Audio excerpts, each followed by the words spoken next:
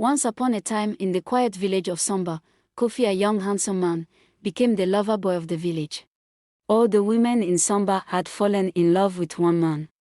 Even the elderly women were obsessed with him and chased him whenever they saw him. If the women didn't see Kofi in a day, they wouldn't eat or sleep. Initially, when Kofi came to the village, the king was hesitant to allow him stay because he was a stranger. But when the princess saw how handsome he was, she pleaded with his father and convinced him to allow Kofi to stay, to which the king agreed. But deep within her, she had fallen in love with Kofi and wanted to keep him close to herself. Life in Samba became very easy for Kofi as he got everything he wanted in the village. All the women would line up at his door to bring him food and water. They treated him like their king, and as a result, all the men in the village became angry. Their wives and young girls were all following one man. And with time, Kofi slept with all the women in the village. All the men in the village went to complain to the king about the situation. They promised to deal with Kofi if nothing was done about the issue.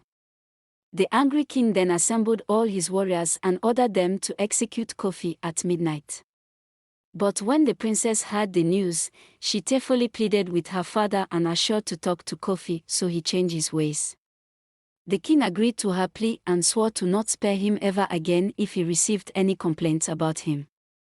When the princess spoke to Kofi the next day, he promised to stay away from all the women in the village. But it was the women who kept chasing him everywhere he went.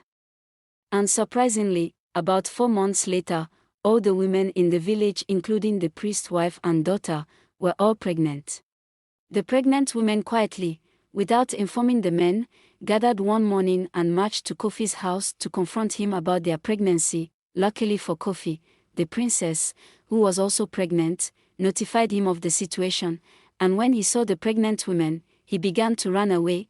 The pregnant women also began running after him. Kofi ran as fast as he could, but unfortunately, he slipped and hit his head on a stone. When the pregnant women saw what happened, they gathered around him and began to cry.